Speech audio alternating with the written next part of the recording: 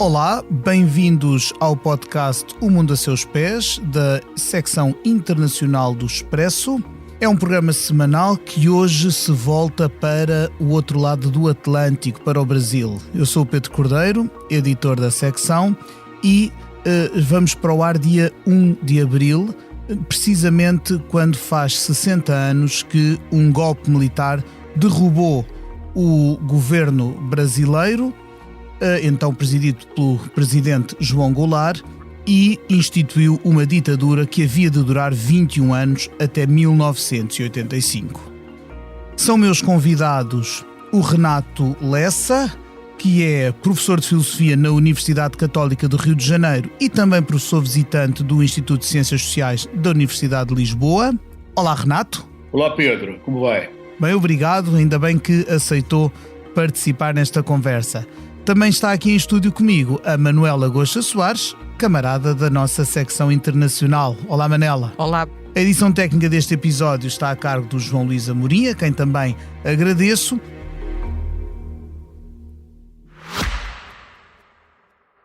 Subscrever o Expresso é ter acesso à melhor informação, a uma vasta oferta de conteúdos exclusivos e à opinião de referência.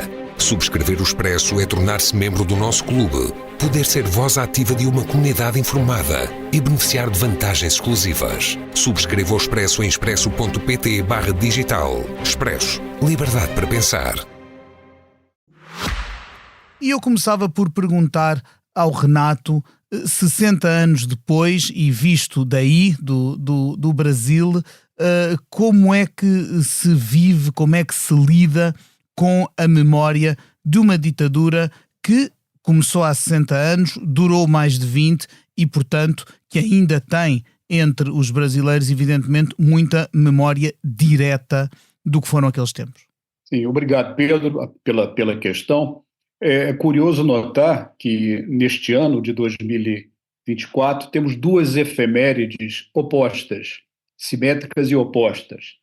Temos a efeméride dos 50 anos da Revolução dos Cravos, que é uma efeméride que alude à conquista portuguesa da democracia, e temos a triste efeméride dos 60 anos do golpe de 64, que abriu no Brasil a perspectiva de 21 anos de dominação autocrática e ditatorial. Então, uma curiosa coincidência a despeito da duração distinta dos dois eventos.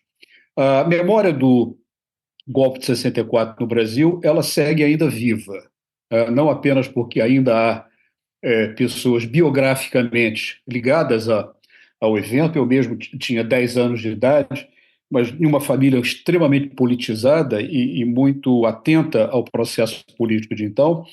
Então, para a parte significativa dos brasileiros, a 64 é uma referência formadora das nossas identidades, das nossas atitudes políticas. O que não significa dizer que a memória do golpe, da ditadura, seja alguma coisa estendida à totalidade da população. Há muito desconhecimento. O Brasil tem um problema, em outros países também, mas o Brasil tem um problema de preservação da memória. O esquecimento ele é sempre alguma coisa que nos ameaça. E, sobretudo, há uma questão pendente, que é o fato de que, apesar de termos conquistado a democracia a partir de 1985, digamos assim, uma revisão correta e uma atualização da memória de 64 ainda não foi feita, sobretudo por parte das Forças Armadas, que, desde então, têm mantido uma atitude muito, como é que eu posso dizer, uma atitude muito difícil de compreender, porque os atuais, e mesmo os atuais, por exemplo, os atuais dirigentes das Forças Armadas brasileiras, biograficamente, não tiveram envolvidos com o que aconteceu em 64, com a quebra da democracia, com a deposição de João Goulart, com o início de um processo autoritário. Não obstante, a memória de 64, para o imaginário das Forças Armadas, ou parte delas, parte significativa, é uma memória marcada por uma sensação de heroísmo, uma sensação de que atenderam aos anseios do país e uma dificuldade muito grande de se demarcar dessa experiência que teve, inegavelmente, efeitos muito deletérios. Perda da liberdade, desaparecimento de presos políticos, tortura, censura da imprensa, controle da universidade, e tantas outras características comuns a ditaduras, né? Então, um dos problemas que se põe, isso se apresenta no momento corrente, é a dificuldade de lidar com esse passado do ponto de vista de instituições como as Forças Armadas que estiveram presentes na deflagração do golpe. Não sei se fica claro essa Claro. linha. Renato, deixe-me fazer aqui então, introduzir aqui uma questão que tem que ver precisamente com isto, com a memória do golpe e como se vive hoje e com a instituição militar no Brasil. Nós temos realmente a memória dessa ditadura, números que são números terríveis, que estão apurados e que, em alguns casos, sabemos que a realidade será maior do que os números confirmados, a confirmação de mais de 400 assassinados, de mais de 20 mil torturados e de largos milhares de desaparecidos, que todas as organizações de defesa dos direitos humanos dizem que é um balanço mínimo e que a realidade será bastante mais tenebrosa. Foi, de alguma forma, num passado muito recente no Brasil, desvalorizada, sobretudo, corrija-me se eu estiver errado, durante a presidência de Jair Bolsonaro. Alguém que antes de ser chefe de Estado já enaltecia os ditadores. Eu lembro-me sempre de quando a presidente Dilma Rousseff foi deposta pelo Parlamento, Bolsonaro, dizer que dedicava o seu voto a favor do impeachment à memória do general Ustra, que era apenas um dos torcionários mais criminosos do governo ditatorial brasileiro. O próprio facto de termos passado por presidentes, o Brasil ter tido uma sucessão de presidentes, Dilma Rousseff, ela própria presa política e torturada pela ditadura, Jair Bolsonaro, um defensor acérrimo da mesma ditadura e que fez várias vezes apelo à instituição militar, inclusive para torpedear o processo democrático quando perdeu as eleições. E finalmente o regresso de Lula da Silva, que já tinha estado há 20 anos no poder e que também ele foi um preso político, mostram como não só na memória, como na própria política e governação brasileira, os ecos da ditadura ainda se mantêm. Sim, não, o Pedro tem imensa razão, e eu gostava de acrescentar esse quadro, essa síntese que fez, muito acurada, o fato de que, a partir de 1985, quando nós reingressamos num período mais aberto, mais democrático, e sobretudo depois da Constituição de 1988, criou-se a sensação de um consenso político e ético contrário à ditadura. É importante lembrar as palavras do grande Ulisses Guimarães, que foi presidente da Assembleia Nacional Constituinte, que produziu a Constituição de 88, que no momento da promulgação da Constituição declarou termos nojo e ódio à ditadura. Então, nesse sentido, o que nós chamávamos de Nova República, a partir do final dos anos 80, surgiu com a marca de uma aversão ao passado autoritário. Isso é muito forte. Isso marcou a presidência de todos os presidentes que foram eleitos a partir da reintrodução da eleição direta em 89, mesmo o Fernando Collor, que foi um candidato eleito pela direita, mas isso inclui também esse personagem, mas Fernando Henrique Cardoso, antes de Itamar Franco, Fernando Henrique Cardoso, os 2 mandatos de Lula, o mandato e meio da presidenta Dilma Rousseff, isso criou um ambiente de oposição, de aversão ao legado autoritário. Com Jair Bolsonaro, pela primeira vez, depois de 64, depois de 85, com a retomada da democracia, um presidente da República, e já antes de sê-lo, um candidato à presidência da República, de maneira explícita, aberta, evocou a ditadura como uma memória positiva, né? Defendendo torturadores, torcionários, né? Indicando heróis que teriam, pela participação na tortura, se distinguido nesse processo.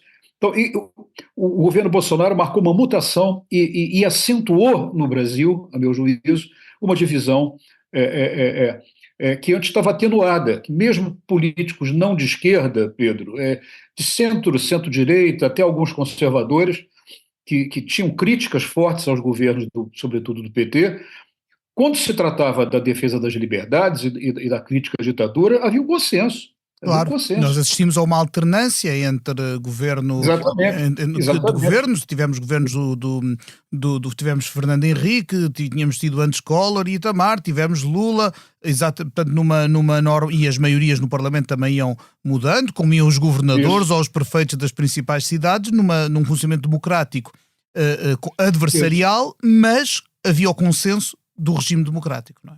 Exatamente. O pano de fundo disso tudo era um consenso com relação à democracia e, automaticamente, uma repulsa, tá, à ditadura. Como Jair Bolsonaro, parte da direita brasileira assume de maneira ativa, de maneira explícita, o seu apreço pela experiência da ditadura, né? Então, repõe no horizonte brasileiro a ditadura como uma referência positiva na trajetória histórica brasileira. Esse é um dos efeitos da destruição imposta pelo governo Bolsonaro ao país, em várias dimensões, e entre elas essa dimensão da memória, um certo revolvimento de uma memória degenerada, né, que se apresenta como uma outra versão. É como se houvesse duas posições, duas versões, uma oposta à outra, né? Isso se dilui num certo relativismo, né? As versões são equivalentes, as versões são válidas. Em que os factos perdem peso face às reinterpretações ou ao revisionismo. Exatamente, os fatos perdem peso. Eu ia fazer uma pergunta à Manuela, mas antes de a fazer, a Manuela estava-me aqui a pedir a palavra para acrescentar algo ao que o Renato estava a dizer. Eu acho que é importante, esta explicação do Renato contextualiza muito bem o que se passou desde que a democracia foi retomada no Brasil, mas também é importante nós recordarmos um pouco quais são as condições em que ocorre o golpe. O presidente João Goulart é o primeiro presidente a tomar posse na cidade de Brasília, que tinha sido oficialmente inaugurada pelo presidente anterior, que é o Juscelino Kubitschek, pouco tempo antes. Aliás, o Kubitschek tem um detalhe importante na sua biografia, porque é foi presidente do Brasil e a sua mãe era de etnia cigana. Por isso, isto é um detalhe importante em termos da multiculturalidade e de debates que hoje ainda são atuais. O João Goulart é um presidente muito conotado com a esquerda. Estamos no princípio dos anos 60. Ele toma posse em 61, em que há um papão do comunismo. É Cuba ali perto, é o papão da União Soviética, é o papão do comunismo. E quando João Goulart tenta fazer uma série de reformas estruturais na sociedade brasileira, nomeadamente a reforma agrária, e faz, a meio de março de 64, um comício, que é um comício de apoio às reformas, é a partir de, eu penso que o Renato conhecerá esta história muito melhor que qualquer de nós, mas a partir daí começa a haver, de facto, uma grande agitação e que culminam com o golpe que formalmente se coloca no dia 1 de abril. Mas o golpe, de facto, começa antes e começa com um amotinamento de tropas. Por exemplo, revisitando a imprensa portuguesa da época, no dia 27 de março, já é a primeira página do Diário de Lisboa que João Goulart, que era descendente de açorianos, ele é descendente da colónia açoriana que se fixa no Rio Grande do Sul. Goulart é um apelido muito açoriano. É muito. Aliás, ele era conhecido, vamos lá ver, a gente fala agora de João Goulart, mas o João Goulart é conhecido por Jango, no Brasil, como está a dizer o Pedro.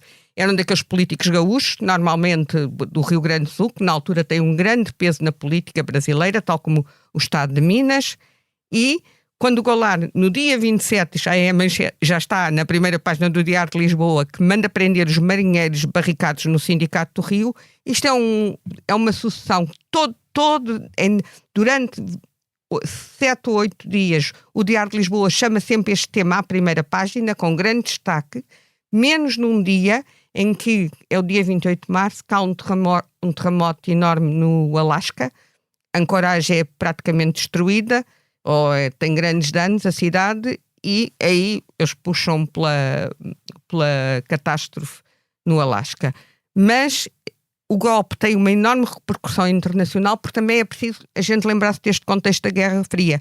E tem muito a ver com as medidas progressistas que ele tenta fazer, de criar uma maior equalização da sociedade brasileira e também com a cena política internacional, que é aquele contexto da Guerra Fria. E porque nós, nos anos 60 e 70, temos aqui um conjunto de ditaduras militares na América do Sul. Estão na Argentina, na Bolívia, no Chile, já mais tarde, já nos anos 70, mas há aqui um conjunto de ditaduras militares. É preciso ver este cenário todo. O quadro que a Manela fez é perfeito, é bastante informativo. Eu só gostaria de acrescentar um ponto que me parece crucial. O que aconteceu exatamente em 64? O que se interrompeu? Na verdade, não foi interrompido apenas o governo João Goulart, não foi uma coisa que tenha incidência na conjuntura. O que foi interrompido foi uma acumulação histórica que começou no Brasil em 1945, quando nós, quando nós superamos uma ditadura, a ditadura de Getúlio Vargas, que durou de 37 até 45. Outro descendente açorianos. Somos muitos descendentes açorianos, inclusive o locutor que aqui vos fala. Né? Mas enfim, isso é importante porque nos livros de história nós aprendemos que a República foi proclamada no Brasil em 1889, um golpe militar que depois o imperador Dom Pedro II, né? Parente do vosso rei na altura. Né? Mas, de fato, a República Democrática no Brasil, o primeiro experimento de República Democrática no Brasil foi feito a partir de 1946, né? com o fim do Estado Novo e com o próprio Getúlio Vargas aderindo a essa nova configuração. Essa é uma das características curiosas do processo brasileiro, mas sem entrar em pormenores. O fato é que de 46 a 64 nós vínhamos construindo um sistema político democrático, aberto, inclusivo, e com grande crescimento da participação eleitoral. O eleitorado brasileiro, que ficou contido durante 15 anos de ditadura, de governo forte, de 30 até 45, mas sobretudo 37 a 45, ele explode de tamanho, e as massas urbanas, os trabalhadores, a liberdade de organização sindical, a liberdade de organização dos camponeses, que pela primeira vez acontece no Brasil, isso evidentemente aflora na cena pública e na representação política. O Brasil estava construindo um cenário de política democrática competitiva, como as democracias modernas e contemporâneas, algumas delas conseguiram construir. E o que nós tínhamos a partir de 60, e já a partir de 55, com Juscelino Kubitschek, foi uma coalizão entre o centro modernizador, representado por Juscelino, e o centro-esquerda, na verdade, uma espécie de versão da social-democracia no terreno brasileiro, representada pelo Partido Trabalhista Brasileiro. Getúlio Vargas era o grande patrono na origem e João Goulart era o grande operador, que inclusive foi ministro do Trabalho de Getúlio Vargas em 52 a 54, vice-presidente de Juscelino Kubitschek, eleito em 55, e posteriormente se candidata a vice-presidente em 60, junto com o candidato a presidente, o Marechal Lott. Ele não é eleito, mas o João Goulart é eleito vice-presidente em função de uma peculiaridade do sistema eleitoral brasileiro na altura, em que presidente e vice-presidente concorriam separadamente. Mas isso não importa. O que importa, Manela e Pedro, é que nós vínhamos acumulando um processo de abertura política democrática, consolidação das instituições e produção de políticas sociais inclusivas, né? Aumento expressivo do salário mínimo, abertura do processo decisório a representantes dos setores do mundo do trabalho. Então, nós estávamos construindo um país plural e uma democracia liberal, democrática, com uma dimensão social importante. É isso que foi interrompido, né? Essa memória, essa história democrática. Com a ditadura, nós tivemos uma repaginação completa da vida brasileira. Tivemos anos de modernização social e econômica muito acelerados, sem liberdade política, sem liberdade de organização, ou seja, uma despolitização completa da sociedade, a despeito do fato da sociedade estar mudando rapidamente. Diferente do quadro português, em que a ditadura salazarista, em grande medida, teve efeitos de congelamento sobre a dinâmica da sociedade. ou mesmo a Argentina, que foi pior ainda, que destruiu a estrutura econômica da sociedade a partir de um delírio de transformar a Argentina num país rural, né? A ditadura argentina deixou sequelas gravíssimas na estrutura econômica da sociedade. O Brasil teve uma ditadura diferente, ela foi modernizadora em termos tecnológicos e econômicos, urbanização, essas coisas todas, e terrível do ponto de vista das liberdades políticas. Isso criou uma sociedade desequilibrada, né? Em grande medida, a história do eleitorado brasileiro ela foi marcada por essa experiência de termos vivido uma ditadura de 20 anos, na qual não houve espaço para experiência política, para socialização política, a despeito do fato dessa ditadura ter continuado a emitir os títulos de eleitor. Esse é outro grande paradoxo brasileiro, né? Se vocês verificarem a evolução do eleitorado brasileiro, ele continua crescendo aceleradamente durante o período da ditadura. Aí nós perguntamos, mas qual a função desse eleitorado? Na medida em que os principais postos de decisão não estavam abertos a eleições e a competição política. Então, esse eu acho que é um legado terrível da ditadura de 64, do qual nós não livramos ainda, não nos livramos ainda, que é, na verdade, uma espécie de cultura de despolitização, de desconfiança da política, de afastamento da política que vem com a ditadura. E é essa a bandeira do Jair Bolsonaro. Pois é, e que os anos de democracia ainda não conseguiram repor, Manela. Essa é uma pergunta que nós temos que fazer. Afinal de contas, nós estamos em 2024, a ditadura acabou há 60 anos, e nós não podemos seguir no mantra de que os nossos males presentes decorrem da ditadura.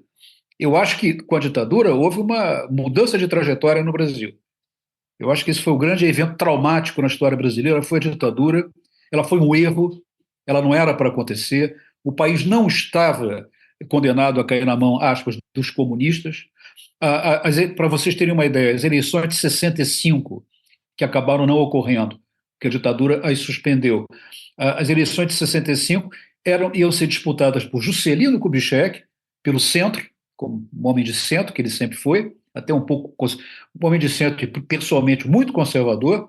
Ele dava-se muito bem com Salazar, por exemplo, era profundamente católico, mas era um homem aberto, um homem inteligente, um homem de boas maneiras, um homem educado, né? A comparação dele com Bolsonaro é absolutamente atroz, se formos fazer.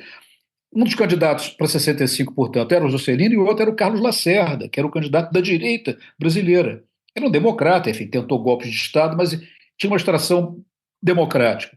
Então, não havia risco eleitoral de uma candidatura à esquerda.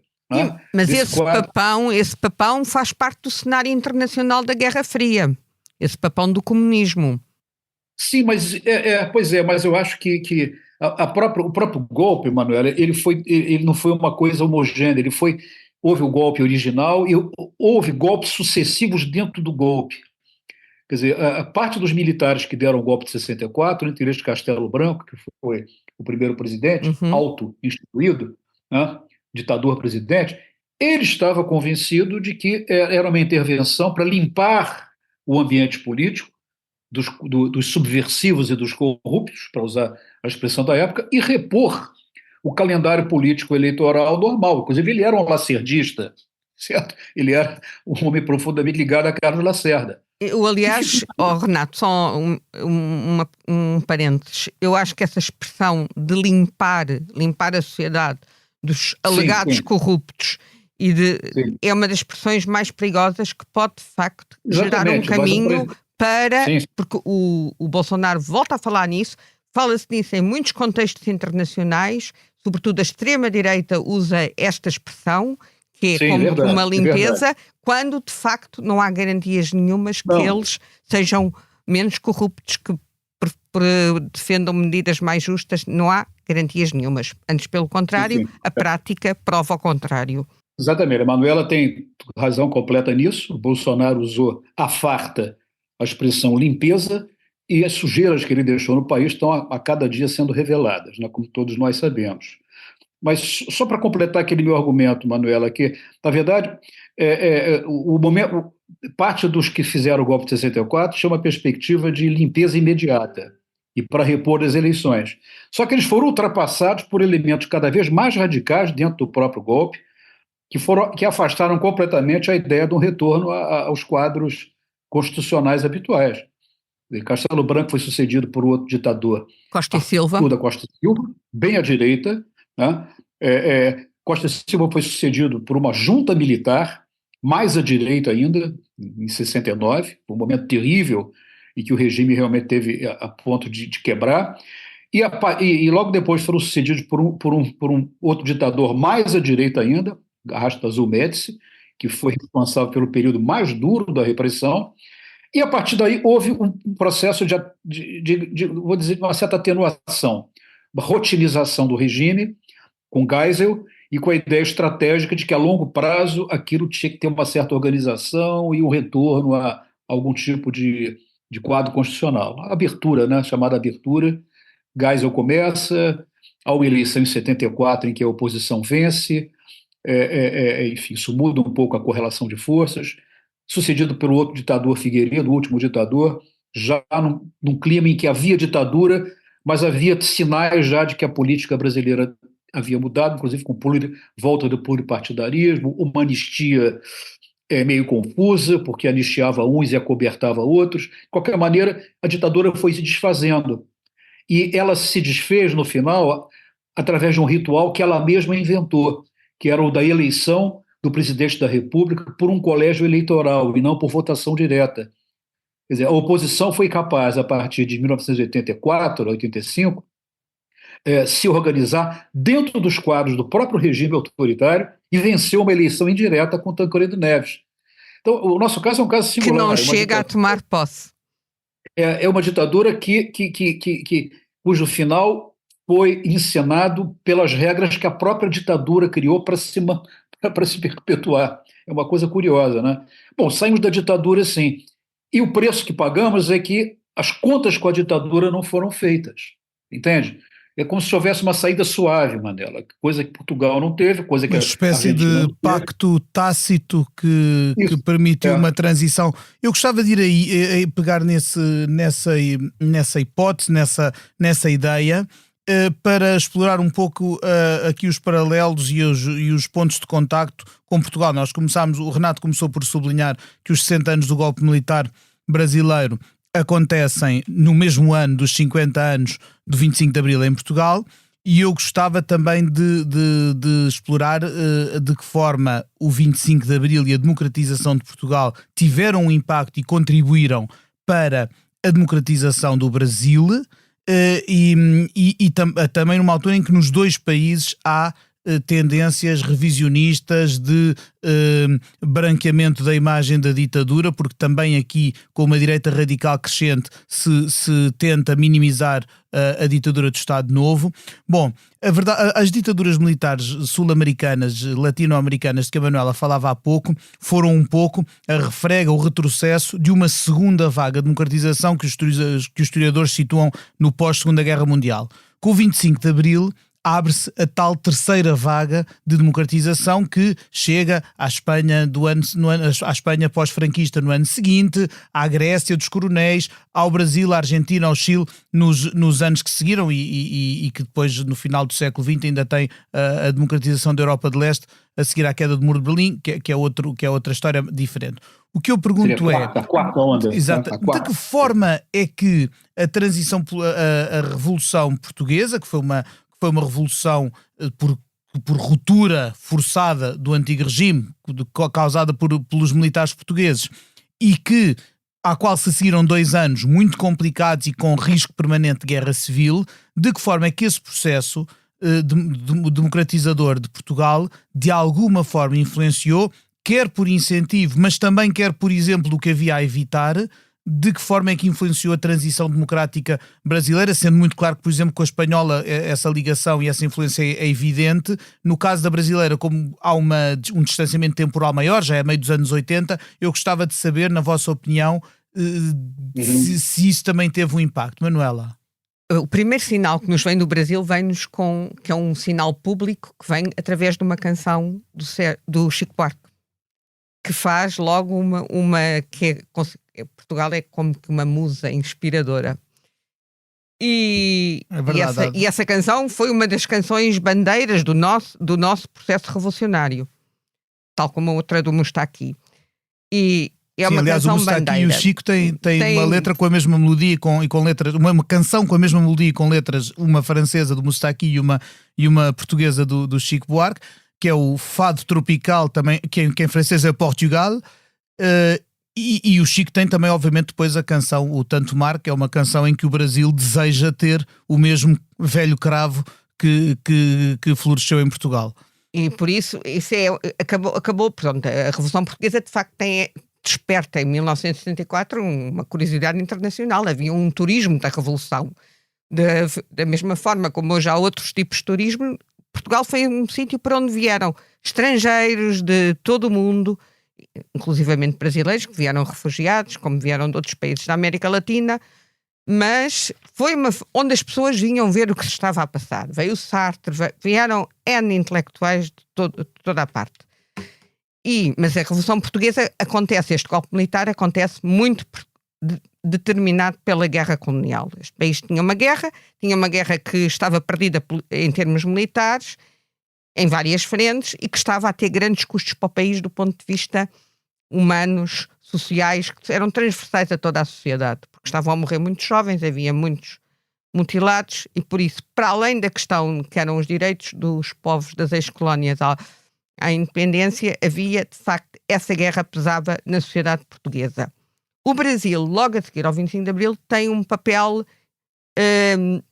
que é muito curioso, porque é assim, é para lá que segue o então chefe de governo, Marcelo Caetano, como é para lá que segue o presidente da ditadura, Américo Tomás, que seguem com a família.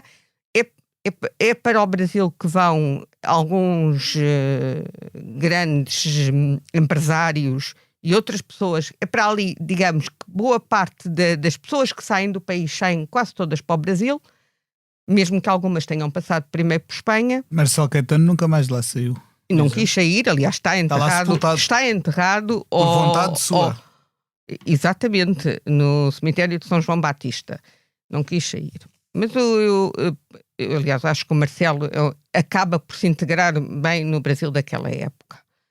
E arranja emprego. É uma das coisas que faz toda a diferença do Américo Tomás, que é mais ou menos sempre, vive sempre com a ajuda da comunidade portuguesa, e o Marcelo era um professor na área do direito com provas dadas, e por isso vai dar aulas para isso tudo. Agora, há uma coisa interessante, esta gente segue toda para lá, mas o Brasil reconhece, e com alguma rapidez em termos diplomáticos, o novo poder em Portugal. O que prova que há aqui como dois tabuleiros. Há aquilo que é a política institucional do Estado brasileiro, e depois as pessoas ficam lá. Mas agora eu penso que, aliás, há aqui uma grande reunião em 79 do partido do Leonel Brizola, e por isso Portugal também acaba por ser um sítio que ainda hoje é muito estudado pela ciência política brasileira e é visto como talvez um laboratório de ensaio, mas não é só para o Brasil. Eu acho que a Revolução Portuguesa é uma daquelas revoluções pilotos para outros países. Nisso seguramente foi, aliás, também por ser vista, precisamente como dizíamos, como o arranque dessa tal terceira vaga. E como é que é do seu lado, Renato? Do lado do Brasil, como é que se olha para Portugal, para a democracia portuguesa, para os 50 anos do 25 de Abril e esse velho cravo da festa que já murcharam, como canta o Chico? Olha, eu acompanho a vida portuguesa há muito tempo, e tinha 20 anos de idade quando houve a Revolução dos Cravos, e já antes tínhamos muita atenção a Portugal pelo lado da música, pelo lado, enfim, dos parentes, né, do outro lado do oceano. Enfim, Portugal sempre esteve no nosso horizonte, e de 74 para cá, muito mais ainda. Foi, na verdade, para nós uma lufada de liberdade, nós que vimos de uma derrota horrível em setembro de 73, com a queda de Allende, e, enfim, com o golpe no Chile, né, que foi o golpe mais terrível ocorrido na América do Sul. Então, a Revolução dos Cravos, para nós, foi o reacender da utopia, né? Possibilidade da democracia, da experimentação, da liberdade. Muitos amigos meus foram para Portugal na altura, eu tive para ir, acabei, me arrependo de não ter ido. Não sei se teria sido bom para os portugueses se eu tivesse ido nessa altura, mas acompanhava muito de perto, e o que nos relatavam era a experiência da liberdade, né? Não da liberdade só como sentimento pessoal de não ter uma ditadura por trás de si, mas a liberdade do fazer, do ir para a rua, do fazer, do se organizar, do discutir intensamente. Isso foi uma experiência formadora para muitos brasileiros, né? E Abril foi para nós uma reserva utópica durante esse tempo todo. E a minha opinião, a minha impressão é de que a Revolução dos Cravos foi a mais bem-sucedida revolução do século XX, eu acho, tá? Porque ela passado todo o período do PREC, enfim, em que os horizontes utópicos se dilataram de uma maneira quase que infinita, né? Os amanhãs que cantavam. Exatamente, PREC, aquela coisa toda, simbiose, povo, MFA, enfim, tudo isso. Portugal criou uma democracia parlamentar, a despeito das suas crises, das suas confusões e das suas incertezas, e algumas delas comuns a democracias efetivas, e que não teria sido possível sem o exagero utópico, digamos assim, dos anos iniciais, de 74, 75, enfim. Eu acho que, olhando o processo em 60 anos, né, apesar de todos os problemas e preocupações, sobretudo as recentes, o aparecimento de uma extrema-direita eleitoralmente competitiva, isso tudo acende preocupações muito grandes na nossa observação de Portugal, a experiência, olhar para essa história com orgulho, com grande orgulho, a ideia de que uma revolução que consolidou, pelo menos criou caminhos para uma experiência democrática que deve ser defendida, né? E eu acho que Portugal foi muito importante também para parte da esquerda brasileira, que vivia no exílio, em outros países da Europa e chilena, países, e para alguns chilenos no exílio. Os chilenos, gente no México, gente na Suécia, muita gente na França. E Portugal acabou por ser um lugar de encontro de vários exilados, sob a égide de uma perspectiva de socialismo democrático. Isso foi uma mutação ideológica e cognitiva importante na esquerda brasileira, tá? Uma esquerda que tinha um passado de luta armada contra o regime militar, tá? Alinhada a Cuba, alinhada à China, alinhada, enfim, ao chamado socialismo real. Portugal foi fundamental para a conversão de parte dessa esquerda à ideia de um socialismo democrático nos quadros das democracias constitucionais. E aí, nesse sentido, Mandela tem razão em citar o Brizola. Brizola também, por injunções do exílio, acabou por ser acolhido por Mário Soares, em Portugal, e federou, como dizem os franceses, conseguiu federar uma pleiade, né, de egressos da luta armada em torno de si, um projeto de um partido socialista como o Partido Socialista Português, como a social-democracia alemã. Willy Brandt também gostava muito do Brizola, Olaf Palme naquela altura também. Isso criou também para a gente esperança aqui no Brasil, a perspectiva de uma esquerda democrática, né, que incorporava dentro do seu programa valores do liberalismo, valores da democracia, e, portanto, quebrava aquela polaridade entre capitalismo e comunismo soviético, né? Isso foi muito importante para a renovação da imaginação de esquerda no Brasil, né? Então, devemos isso bastante à experiência portuguesa.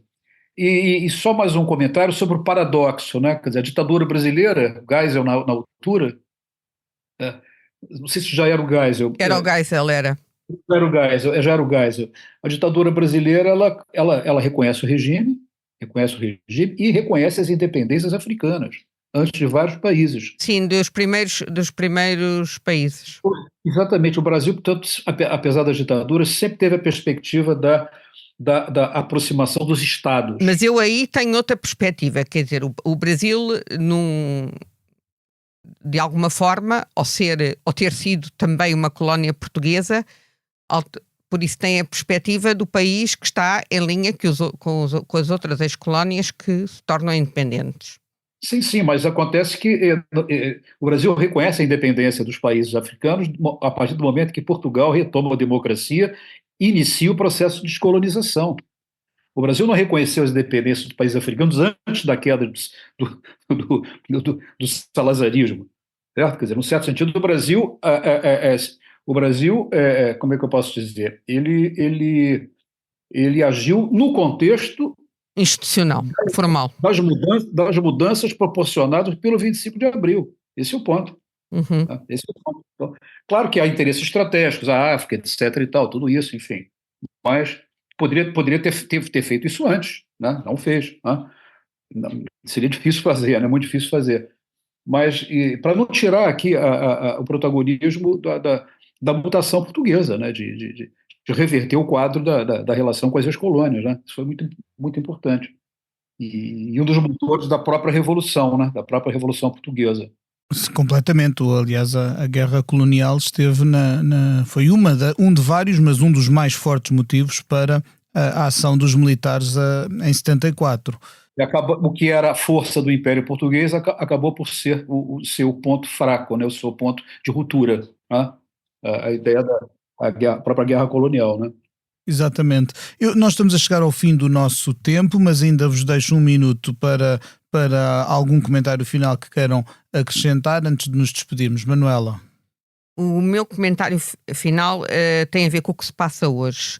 Tanto a democracia brasileira como a democracia portuguesa estão em momentos que estão sendo democracias consolidadas, têm várias vulnerabilidades e que vêm muito da ação da extrema-direita, de uma nova lógica de transmissão da informação que deixa de usar os canais convencionais e que têm regras que passam pelos jornais, pelos órgãos de comunicação, para um mercado paralelo das redes sociais que não têm regras, por isso em que é muito difícil distinguir aquilo que são notícias falsas de aquilo que é informação rigorosa e testada, e esse é um risco com que a democracia portuguesa e a democracia brasileira estão a lidar neste momento e que é preciso estarmos atentos para evitar retrocessos e sistemas mais autoritários. Aliás, isto é comum a vários países. Há como que também uma nova vaga.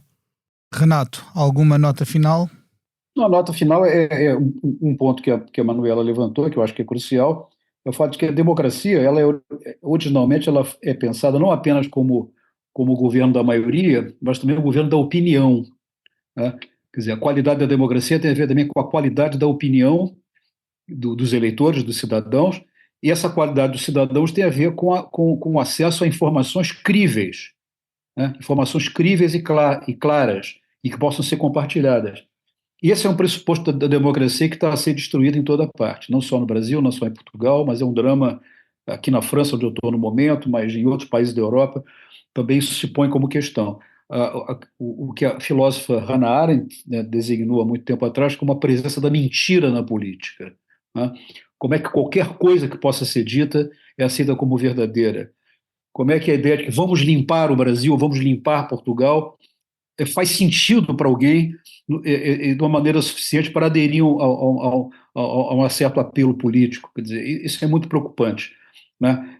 Nós estamos longe de saber como lidar com isso, porque isso altera completamente o comportamento eleitoral. E o comportamento eleitoral passa a ser uma coisa perigosa, né? Isso é difícil dizer isso, porque sem eleições não há democracia, né? Mas democracia com eleições, com opinião desconfigurada desse jeito, torna a democracia, os resultados da democracia, muito perigosos, né? Com a emergência de atores e de grupos antissistema, antidemocráticos, devotados à destruição do próprio mapa da democracia. Isso é muito difícil. No Brasil, em termos particulares, quer dizer, há algumas dificuldades que estão presentes, a grande desigualdade, o controle religioso sobre a população a partir de uma prática de pastores, enfim, de comportamento muito duvidoso, igrejas, inclusive, que têm isenção fiscal, né, para fazer proselitismo, não há controle. Estás a falar de igrejas evangélicas. Evangélicas, que capturam dinheiro dos pobres, quer dizer, na verdade, criando um sistema representativo onde nas eleições nós capturamos votos dos pobres para que no parlamento votemos leis para os ricos. É isso que acontece. tem acontecido. É muito difícil lidar com a democracia assim. E o peso dos militares, né? Quer dizer, a tutela militar que ainda está presente, uma certa reverência, um certo temor, a despeito do fato que nós estamos passando nesse momento por coisas que jamais aconteceram, que é a possibilidade de generais de alto coturno, 4 estrelas, serem presos, processados já estão a ser, mas serem presos. Isso nunca aconteceu na história brasileira, né, com a revelação da cumplicidade de elementos da direção militar com o golpe pretendido por Jair Bolsonaro. Por outro lado, a reserva do presidente Lula de fazer uma comemoração em grande estilo dos 60 anos da ditadura. Quer dizer, na verdade, é um momento ambíguo, né? Falta-nos seria fundamental fazer uma reflexão sobre os 60 anos, e nesse sentido a suspensão da comemoração ela é frustrante, mas, por outro lado, estamos vivendo processos inéditos, sobretudo esse processo de revisão da cumplicidade parte da elite militar com Jair Bolsonaro. Talvez possa ser uma janela para uma revisão mais ampla do papel que as Forças Armadas tiveram no Brasil nos últimos 50, 60 anos. A ver, né? A ver, vamos, né? Essa conclusão ainda não está à nossa disposição. O grande desafio das forças democráticas de um lado e do outro do Atlântico é serem sensatas e porem os interesses dos países à frente dos interesses de cada grupo por si. Sim, e sobretudo, Manuela, barrar a destruição, né? As forças de destruição, né? Quer dizer, na verdade, as forças democráticas elas têm que alterar o eixo da competição política, né? Esquerda versus direita, centro-esquerda, que esse eixo mudou. O eixo é o eixo dos democratas, de vários matizes, da direita até a esquerda, e as ameaças de destruição. Isso reorienta a política, né? E é torcer para que as nossas classes políticas, dos dois lados do mar, tenham noção exata do que é necessário para fazer para enfrentar essa nova divisão e pensar menos no cálculo eleitoral imediato que seus partidos possam ter numa conjuntura imediata, né? Então, esse é um grande desafio, que é um desafio político, cognitivo, de realmente estar à altura do desafio que está sendo posto aos nossos países à continuação da democracia. E agora é a hora de vos perguntar, para encerrarmos mesmo o episódio já bastante esticado, se neste momento pudessem viajar para qualquer parte do mundo, onde é que iriam e porquê? Manuela? Eu iria ao Brasil, não por estar agora a falar de Brasil, mas porque é um país que eu vou seguindo de perto e onde gostaria de voltar nesta nova fase do presidente Lula, porque estive lá ainda no início do segundo mandato e dei conta entre o ano 2000 e o ano 2007 de uma mudança total no Brasil. O país tinha mudado, o nível de os mais frágeis na cidade do Rio de Janeiro estavam de facto a viver menos mal do que estavam em 2000 e por isso gostava de ver com os meus olhos como é que o Brasil está hoje. Renato, qual é que era o seu destino? Olha, eu sempre associo o meu destino a algum tipo de permanência em Portugal, onde fico até o final de julho como professor visitante da Universidade de Lisboa. Então vais passar cá, vais chegar em breve e vais passar cá o 25 de abril. Estou desde março em Portugal e fico até o final de julho, né? No momento eu estou na França por conta de uma conferência. Então a minha tendência é sempre responder a pergunta do Pedro por estou bem em Portugal ou quero ir para Portugal. Mas no momento eu gostaria de estar no Brasil acompanhando muito de perto o processo que está sendo destapado, descoberto a partir da revelação dos mandantes do assassinato de Marielle, né? A vereadora do Rio de Janeiro, que foi assassinada junto com seu motorista, 6 anos atrás, num processo que foi acobertado pela polícia do Rio de Janeiro, pelos governos do Rio de Janeiro, pela extrema-direita brasileira, e que finalmente, com a independência conferida por este governo, a Polícia Federal e a resistência do Ministério Público do Rio de Janeiro, abriu-se essa caixa de Pandora e os mandantes imediatos do crime foram revelados. Resta ainda descobrir os mandantes dos mandantes, né? Porque esse processo é um processo que tem ramificações colaterais e verticais, para o lado e para cima. Então, esse acho que é o processo mais importante que está sendo vivido agora, e é o que vai resultar dessa investigação e desse julgamento. Né? Que isso pode ter efeitos importantes na relação entre crime e política no Brasil. Né? Fala-se muito em corrupção, essas coisas todas, vamos limpar a corrupção, mas há um problema mais grave do que a corrupção, que ocorre em diversos países e que as democracias paradoxalmente favorecem, porque a competição política ela é aberta, né? Há uma coisa mais grave que é a criminalidade, a brutalidade, a criminalidade, sobretudo no Rio de Janeiro, da qual o bolsonarismo é uma expressão política. Né? Então, essa investigação ela tem condão de elucidar uma série de perplexidades que nós acumulamos ao longo desse tempo. Então, é uma boa ideia estar no Brasil, acompanhar de perto esse processo. E assim chegamos ao fim do nosso episódio. Quero agradecer à Manuela Goxa Soares, ao Renato Lessa, ao João Luís Amorim pela sonoplastia e, sobretudo, a si que está desse lado a ouvir-nos a cada episódio. O Mundo a Seus Pés volta para a semana com outros convidados e outros assuntos. Até lá, até breve e até sempre.